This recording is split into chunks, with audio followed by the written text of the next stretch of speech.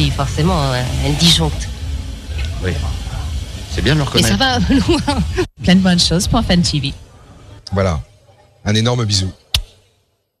Les épisodes inédits de Sous le Soleil sont donc toujours diffusés le samedi après-midi sur TF1. Prenons maintenant des nouvelles d'Hilary Duff. Et oui, ça faisait longtemps. Son nouveau single Come Clean sortira en France courant juin et sa ligne de vêtements Stuff by Hilary Duff devrait être distribuée dès cet été dans une chaîne de magasins pour adolescentes. Hilary vient également de finir une série de concerts aux États-Unis et elle a enchaîné directement avec le tournage de son tout nouveau film The Perfect Man, dans lequel son personnage essaie de trouver l'homme idéal pour sa mère. Et d'ailleurs, c'est une autre actrice de série qui joue le rôle de sa maman, puisqu'il s'agit de Heather Locklear, que l'on a vu notamment dans Hooker, Dynasty, Melrose Place ou Spin City. Et les séries collent décidément à la peau de Heather, qui sera l'un des personnages principaux d'une toute nouvelle série qui s'appellera L'Axe et qui sera diffusée dès la rentrée sur NBC. Voilà, vous savez tout des dernières news. Intéressons-nous maintenant de plus près au casting de la nouvelle série de science-fiction de M6. Ça s'appelle Mutant X.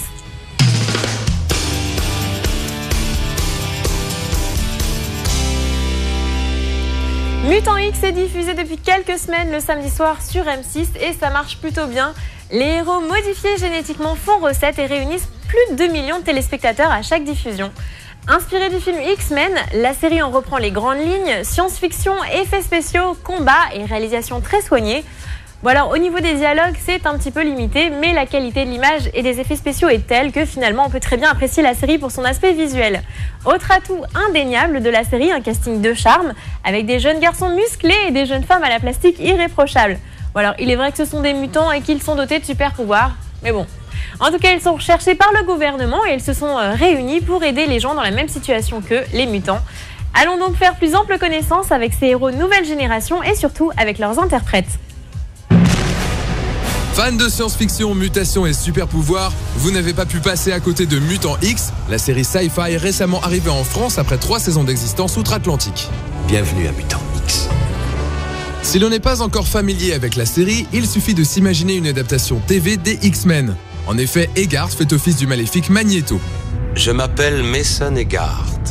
Tous ces gens se laissent facilement acheter par la flatterie et de bons petits chèques. Boss corrupteur de l'organisation du génome X, il compte modifier des organismes innocents pour créer une race supérieure. Et tu voudrais que je m'effondre de culpabilité? Non, je n'ai jamais pensé que tu en serais capable. Ce serait trop demander à un inadapté social comme toi. Adam, scientifique idéaliste, va s'opposer à son ancien collègue en créant les Mutants X.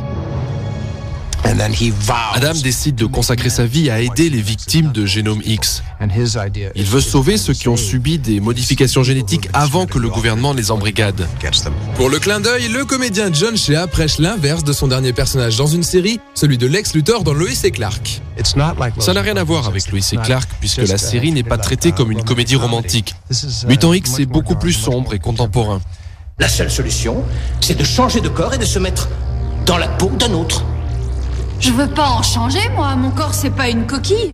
Pas d'inquiétude, Loïs. Les membres de l'équipe d'Adam ont aussi été réticents à la mutation. Par exemple, le beau gosse Victor Webster qui campe Brennan, à l'origine un petit sauvageon. J'étais un bandit. Je volais beaucoup de choses. Des voitures, surtout des voitures de luxe.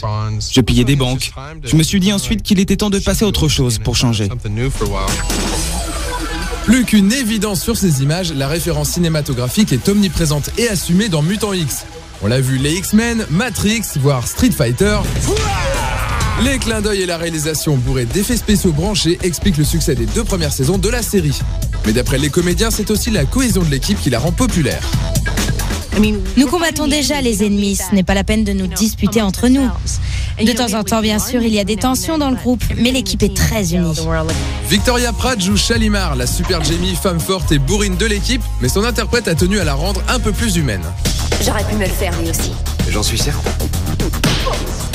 Je crois que beaucoup de gens ne savent pas quoi penser d'une femme forte.